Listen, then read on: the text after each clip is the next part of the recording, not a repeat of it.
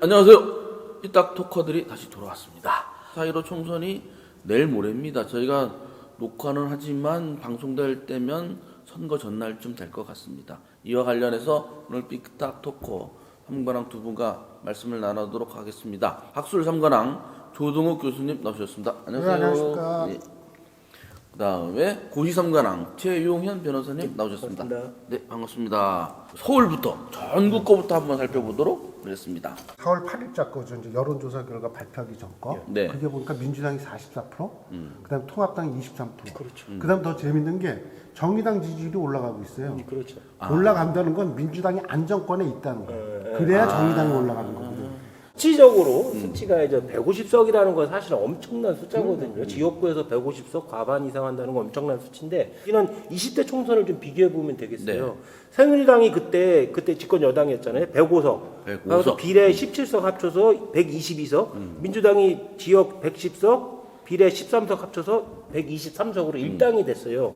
이때 중요한 건 뭐냐면 그때 호남 지역구가 28개 선거구였는데 그때 국민의당 바람 불었잖아요. 그렇죠. 그때 거기다 뺐겠죠. 호남 지역 28개 중에서 23석이나 국민당이 차지했어요. 이게 요번에는 국민당이 없기 때문에 민주당으로 간단 말이에요. 거의 현실적으로 따져도 146석까지 간다는 거니까 지역구 선거만으로도 150석 과반이 되지 않을까. 일단 통합당에서는 제1의 이제 전략이 이제 정권 심판론인데 오히려 코로나 사태로 반전이 일어나가지고 오히려 정부를 칭찬하는 이런 집권 여당을 칭찬하는 바람이 많이 불고 전 세계적으로 호응을 해주기 때문에 오히려 반전이 일어났죠. 근데 저는 이거를 지지율상으로는 실질적으로 집권 여당, 정부 여당이 엄청난 지지율 상승을 받지만 이게 투표에서는 조금 달라질 것 같아요. 또 코로나의 감염 위험이 노년층에 많이 있기 때문에 노년층, 보수적으로 평가받는 노년층이 투표 참여율이 떨어질 거다.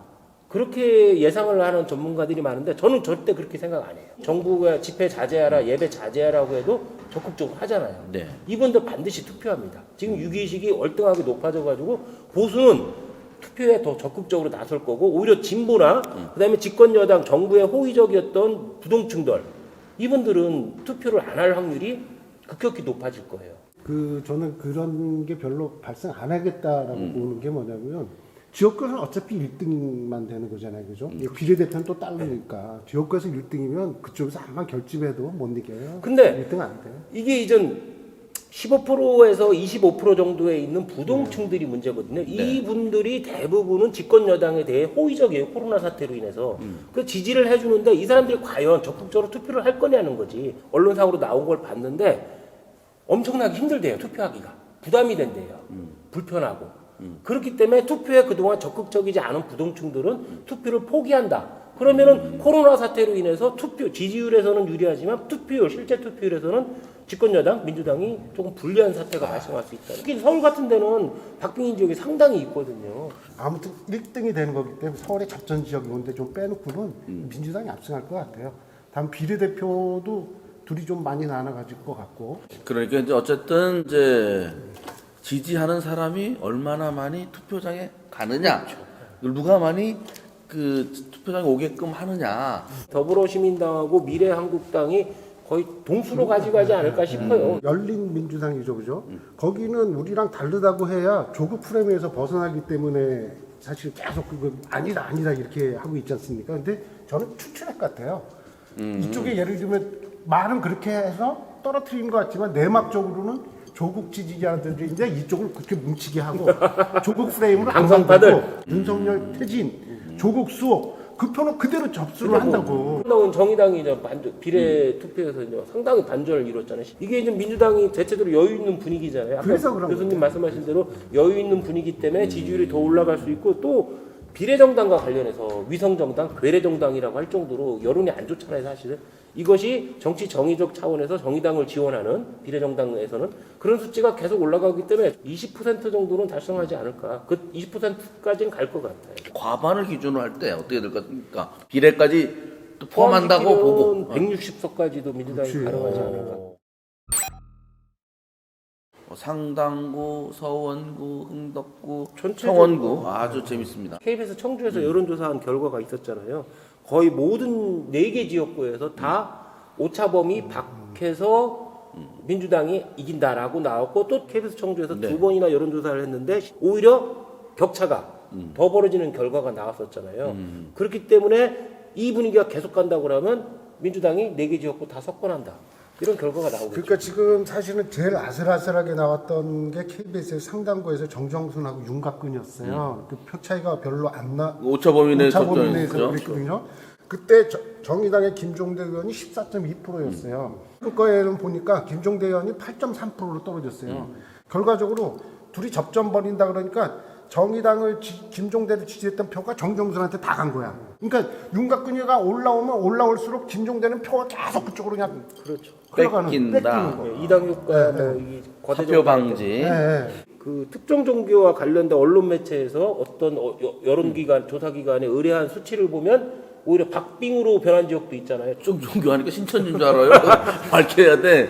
CBS하고 국민일보가 의뢰해서 여기서 해당되는 지역은 거기 전국에 몇 개만 뽑아서 했어요. 청주에서는 해당되는 지역이 흥덕구였잖아요. 그랬죠. 마치 흥덕구였는데 마치 흥덕구에서는 박빙인 것처럼 4월 같은 날짜에 조사했는데 박빙인 것처럼 나와서 혼란을 줬잖아요. 우리 유권자들한테. 뭐 그래서 이제 그 흥덕구 쪽에 양쪽이 물어봤더니 민주당 측은 이게 여론의 흐름과 달라서 못 믿겠다 뭐 이런 거고 통합당 측에서는 집전화 비율이 좀 높대요.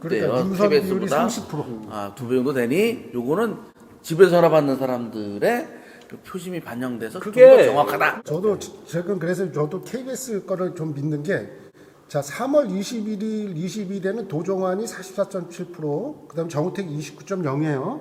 그다음에 4월 6일, 4월 7일에는 도종환이 49.9, 정우택이 33.2예요. 둘 다 똑같이 5%씩 늘었어요. 네. 똑같이 5%씩. 오히려 격차는 1%포인트 더 벌어졌죠. 더 벌어지니까 이제 중도층을 선거운동을 해서 어느 정도 둘이 거의 비슷하게 그냥 끌어간 거지. 그거가 이제 결심을 하기 시작하니까 사람들이 여기서 별 차이 없을 것 같은데. KBS 청주 같은 경우 그 2차례 여론조사를 했는데 같은 방식을 사용했다는 게 중요하죠. 그러니까. 같은 방식을 사용하지만 무슨 조사 결과가 의미가 있는 거지 다른 방식을 사용하면 조사 결과가 의미 없다는 건 과학적으로 당연한 거 아니에요. 네. 서원구.